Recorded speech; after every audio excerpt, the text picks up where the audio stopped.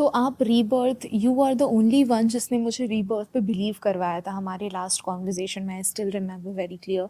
But I forgot to ask, and this time I really want to ask this, कि हम कैसे clarify करें कि ये जो है हमें जो लाइफ मिली है ये हमारे पिछले जन्म के बेस पे ही मिली है। Just example, I am sharing my personal thing, I हाँ don't have my parents, I don't have sibling. तो मेरे पिछले जन्म में ऐसे क्या कर्म थे कि हाँ मुझे मेरे पेरेंट्स नहीं मिले? नहीं लाइक आई मिले हैव ओनली माई ग्रैंडफादर, माई बड़े या पापा, बड़ी mummy, and like why I don't have my own parents? देखिए एक्चुअली बता दूं मैं आपको। पहली बात तो ये समझिएगा, आप अपना प्रेजेंट देखिए। जब प्रेजेंट देखते हैं तो पता लगता है पास्ट में कुछ ऐसा किया है जिसके कारण कि प्रेजेंट क्रिएट हुआ है। आप यहाँ क्यों आए आज पॉडकास्ट कर रही हैं?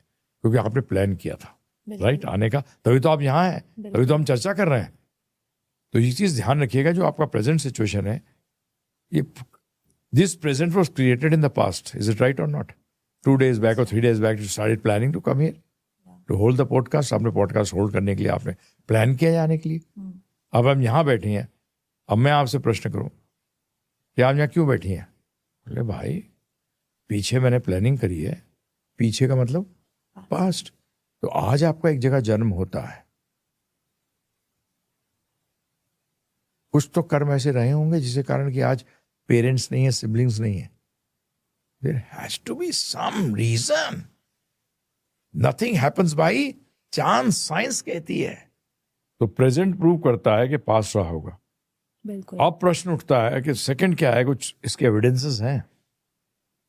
तो मैं सबसे आपसे मैं अनुरोध करूंगा, 2 तरीके होते हैं हम एजुकेशन लेते हैं। एक व्यक्ति होता है जो बताया जाता है उसको मान लेता है, बुक्स में जो है। कई लोग होते हैं कि नहीं मानता, मैं इस पे खुद जाऊंगा, डीपर स्टडी करूंगा। करो, मना कौन कर रहा है? तो हम भी आपसे कहते हैं साइंटिफिक है।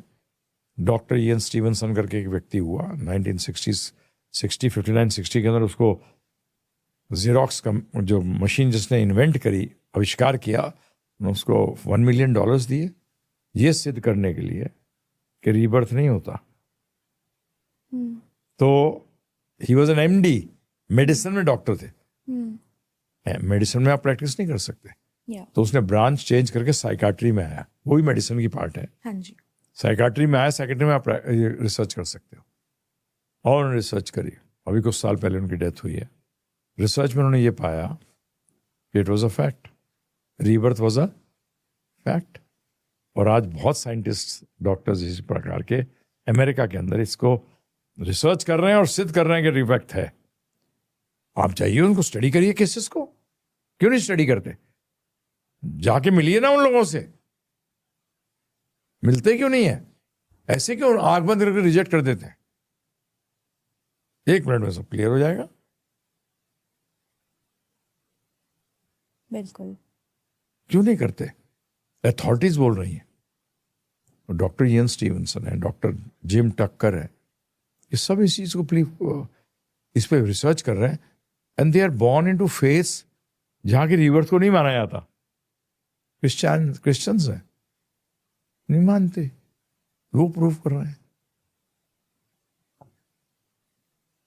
लाइफ कितना हो जाएगी? आप ब्लेम गेम खत्म करोगे। You blame everything on God. Why don't you not blame on yourself? कि गलत करूंगा तो मुझे जवाब देना पड़ेगा, बच नहीं सकता। पैसा है या तेरे पास कुछ है।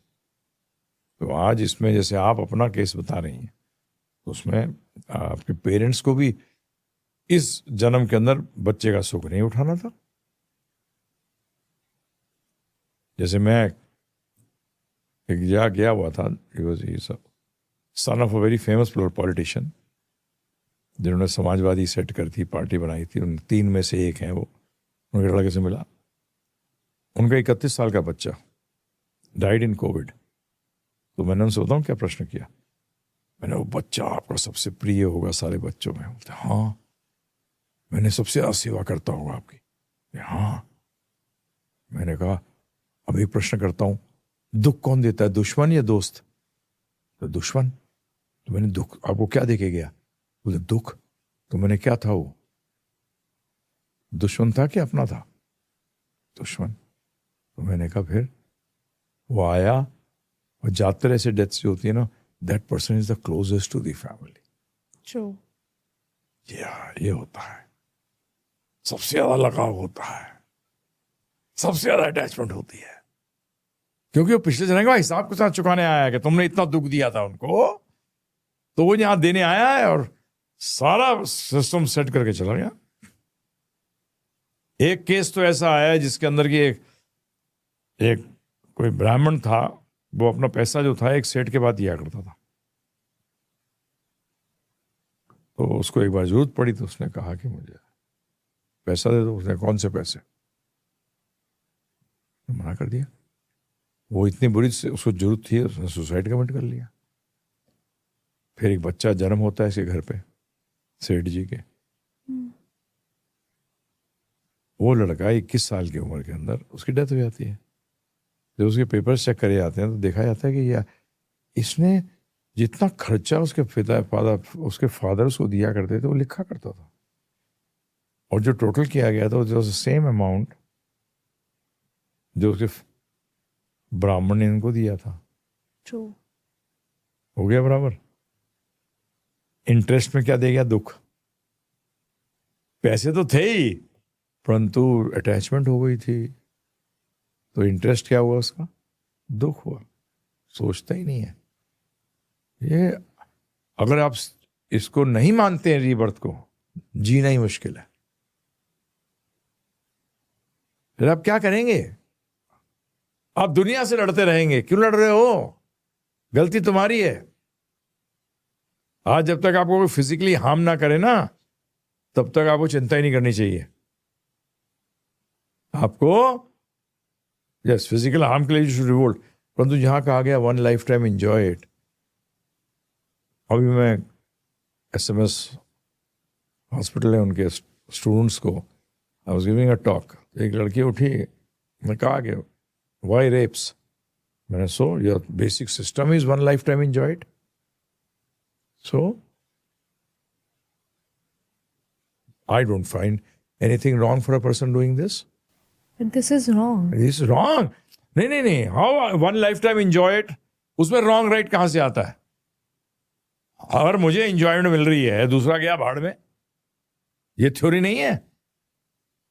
क्या प्रमोट कर रहे हैं दुनिया? ये एथिस्ट वर्ल्ड की प्रमोशन है। तो उन्होंने पूछा, मैंने कहा तुम्हारा one life time enjoy it, मैं तो नहीं मानता। This is not one life time. I am responsible for my acts.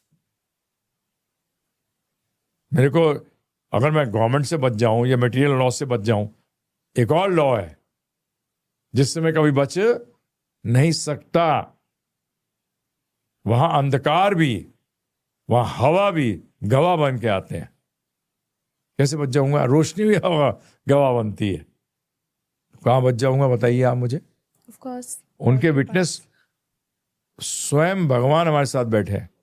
He is witness to our acts. So जैसा करेगा वैसा भरेगा।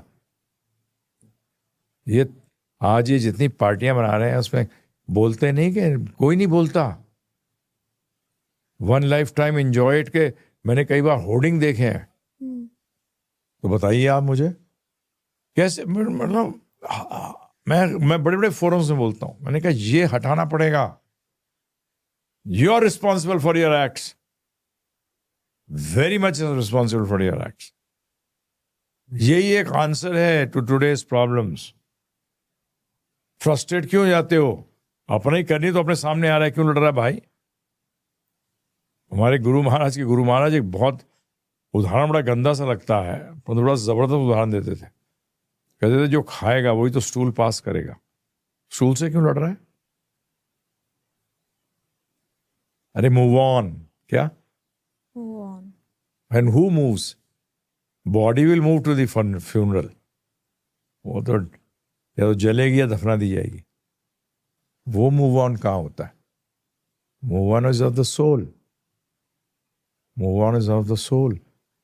Atheist is no answer, and theism based on violence is no answer. No answer, sorry. Absolutely no answer.